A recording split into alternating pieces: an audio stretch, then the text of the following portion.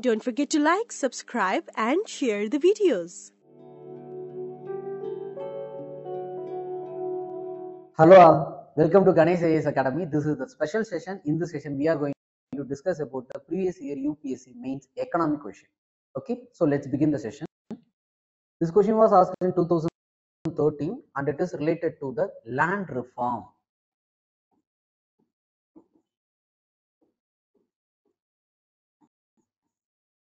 When you start to studying about the questions from the previous year, you have to think about the relevance of it. For example, there is a syllabus topic called as land reform. If the question is related to the land reform means, and when they are asking it, for example, it is asked in 2013, even in 2023 also they asked a question related to the land reform. So in that scenario, you have to think about its relevance, whether still there is a relevance for this question or not. Based on that only, you have to decode that whether there is a possibility for these questions to be repeated in the upcoming exam or not. For example, when it comes to the land reform, this thing is started at the time of the independence. At the time of the independence, due to the British era, there is a thing called a zamindari system, and then mahalwari, rayatwari. There are various land management system was there. In that scenario, after the time of independence, all the land holdings was under the control of the zamindari, mahalwaris and the rayatwari. So there is a heavy inequality present in the land. So major land holding was under the control of this zamindaris and mahalwaris and rayatwaris. But the major chunk of people, around 80% of the people was living in that poverty. So that is the major issue. At that scenario, they came with the idea called as land reform, to redistribute the land to the people who are the landless laborer, to whom they don't have any belonging to that land. So government thinks that it's better to redistribute that land. So in that sense, they came with the idea called as this land reform. But this thing was around, they did it around the time of before 75 years. So it is now 2024. But still there is a major relevance for this land reform based question. The reason is the land reform, what the government did is that is not giving that much of fruitful evidence or the outcomes in the society. So still there are many people who are rest without a land. So that is the major concerns. Still there is a possibility for these questions from the land reform. So before you are going to read about any previous year questions, you have to think in that manner, whether there is a relevance for this question to be repeated in various forms. For example, about a land reform or else about a green revolution. So when it comes to the green revolution, still there is a relevance. So even though the green revolution was done at the time period of 1962 around 60s, still there is a relevance for this green revolution based question, because now we are speaking about a green revolution 2.0 to overcome the issues what they did to the society related to the environment. To overcome that thing, we are now focusing on the green revolution 2.0.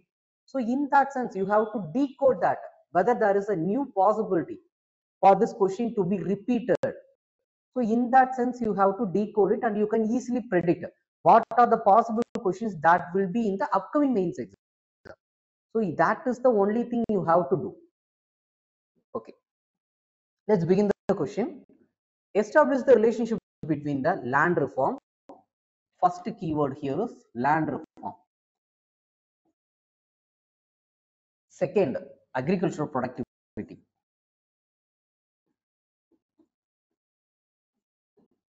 And the third is elimination of the poverty.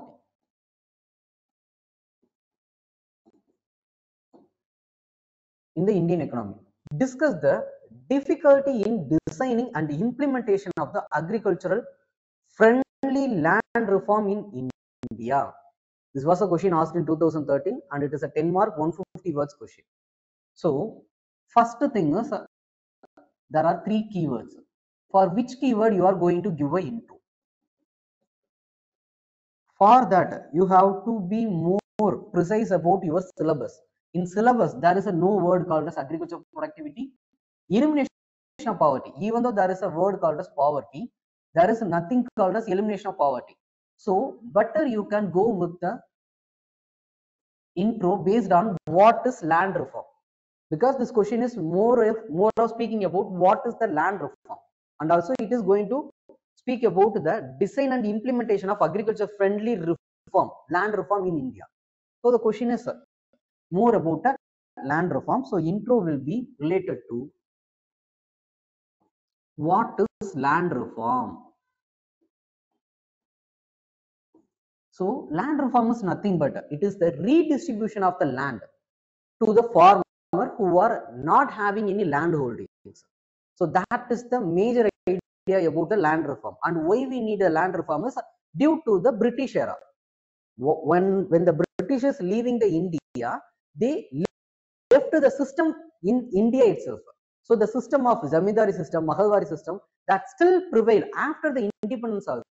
So that is the major reasons we need for the law about the land reform. So it is simply, you can say that redistribution of land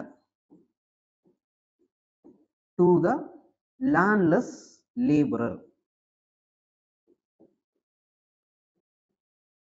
or poor. So this is what land reform is. So land reform aimed at redistributing the land ownership to foster the equitable access and enhances the agricultural productivity, stands as a cornerstone in the nation's quest to elevate the poverty. So this is a simply you can say. Next, you have to speak about what is agricultural productivity and how it is related to land reform. You have to create a chain of link between these things, because the question is saying that establish the relationship between the land reform, agricultural productivity, and then the elimination of poverty in the Indian economy. So you have to create a relationship. First of all, when it comes to land reform, it is about redistribution of the land. When it comes to agricultural productivity, means it is the efficiency of the land to produce the outcome. For example, in a 1 hectare of land, I am able to produce 10 tons of wheat, means that is one of the agricultural productivity, 10 tons per hectare. In that, in another land of same 1 hectare, I am able to produce 12 tons of wheat, means then the productivity is higher for the land holding of 2. So this is about agricultural productivity. It is the efficiency. So efficiency of the land to produce the higher output with smaller input. So that is all about the efficiency or the agricultural productivity. So you have to know, first of all, you have to say what is agricultural productivity. Next, you have to create a relationship between how the land reform and the agricultural productivity is related. So when it comes to land reform, it is redistribution of the land. So if there is a redistribution is happened to the landless laborer, means they will focus on the land to enhances their productivity. So for example, if the zamindar he is holding the land of 50 hectare, means and it is producing the output of 50 tons. In the another scenario, if that 50 hectare of the land is redistributed with the landless laborer, means and they are able to produce 60 tons. So which means the productivity is increasing. Why it is increasing is because the people who are having the holding the ownership of that land, they will be more focused on the productivity of the land, and also they will try to enhance it by doing a good agricultural practices, minimum tillage, and then also they will focus on the better irrigation practices. In that sense, they will have the cultural connect with their land that will able to increases the agricultural productivity. So if there is an increases in the agriculture productivity, that will increases the output. If the increases in the output means that will increases the profit or income generated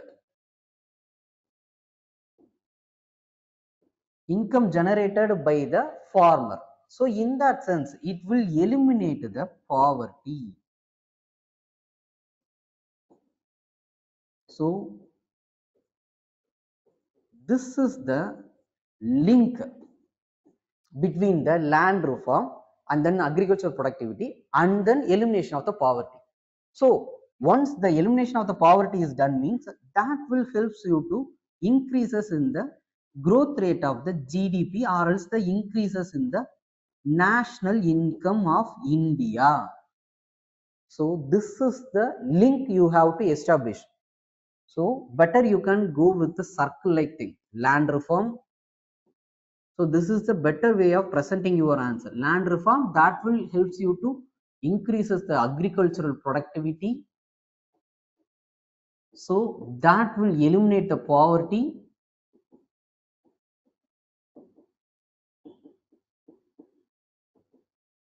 So that will increases the national income.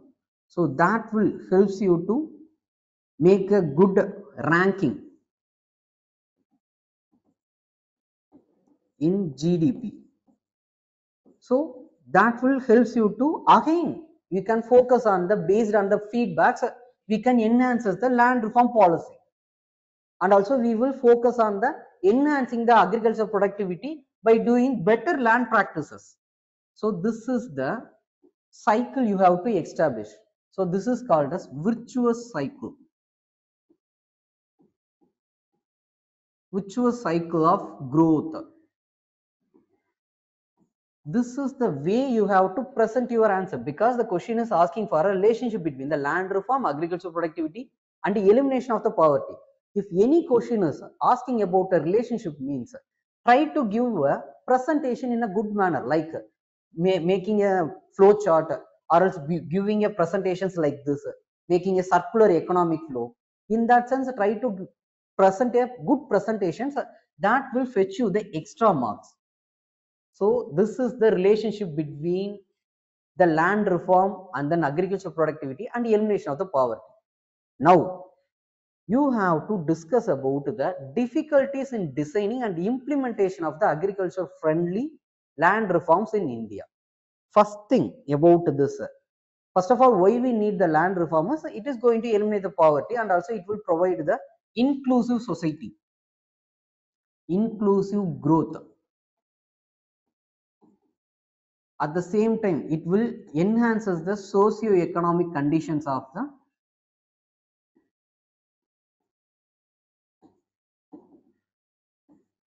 rural agrarian society. So these are the benefits of the land reform. Now you have to speak about the issues or difficulties in designing and implementation of the land reform. The first major issue with this land reform policy is land comes under the state subject. Due to being it is a part of the state subject, the implementation or and design is not in uniform manner.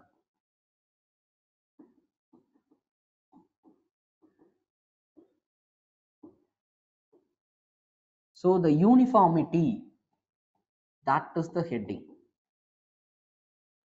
is not there. First major issue here is when it comes to land reform, different states have the different laws. So that is the major concern. So already there is a issue of the inequality. Land distribution itself is a major issue, and also that based on the difference in the law, there is a issue of redistribution itself become the major concern, and also regional disparity was created due to this difference in the law for various states. Due to the reason is about a state subject. Next concern here is about the design of the law.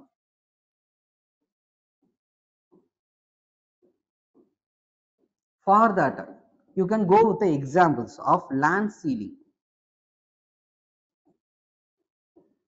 About a land ceiling law, in that it says that the individual can hold 5 hectares of land. Consider that a zamindari family. In that family, there is a father, there is a mother, and also for them, they are holding around 4 children. So there are 6 members in the family. So 6 into 5, that lead to 30 hectares they can hold. Obviously, a zamindari that they will hold around 30 to 50 hectares. So they can easily redistribute the land with themselves, within their family. In that way, still they are going to hold the large chunk of the land with them. So that is the next major issue when it comes to the design of the law. So the design of the law itself major issue. 5 hectares of land per person. So the design is holding a law that is supporting the individual. If the law is about the family, then that is a good law. But this is the major loophole in that law. So this is the second issue. Third issue is about lobbying. So the lawmaker, mostly the lawmaker, they themselves are belongs to the zamindari family, or else they are either one or another way are connected to the zamindari family. So they are influencing the lawmakers to make the law that is containing lot of loopholes, or else the enforcement, when it comes to the enforcement, that is not that much strong. The reason is due to this lobbying issue. That is the another major concern when it comes to this land reform policy. And another major issue is what they are doing is the zamindaris, they will donate the land that is more of barren land, which means consider that I am a zamindar, I am holding around 30 hectares of land. In that in that 30 hectares of land, the 10 hectares of the land only is more of fertile land, and also it has the irrigation facilities also there. So what I will do is I will give away the 20 hectares of the land that is more of sterile land, and also it is not going to provide any productive output from that land. So I just gave that land to the government. So donating the barren land.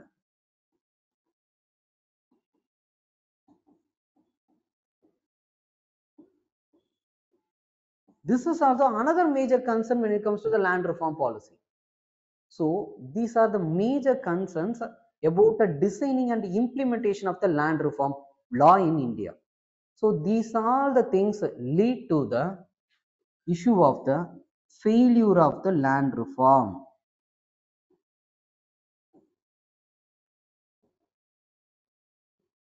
And according to the data, around 10% of farmer holding 53% of agri land, which means there is a huge failure in the land reform law. So this is the major concern about the land reform. In the conclusion, you can say that we need land reform 2.0. In such a way, you can complete the answer, because you have to accept that the land reform what we done is not giving any outcome. And also India is holding around more than 85% of landowner or belongs to the small and marginal farmers. So which means there is a need of the land reform policy. Foolproof land reform policy we need, still we need it. So in that sense, you can complete the answer. So this is the way of presenting your answer in a more of good manner. Okay, thank you.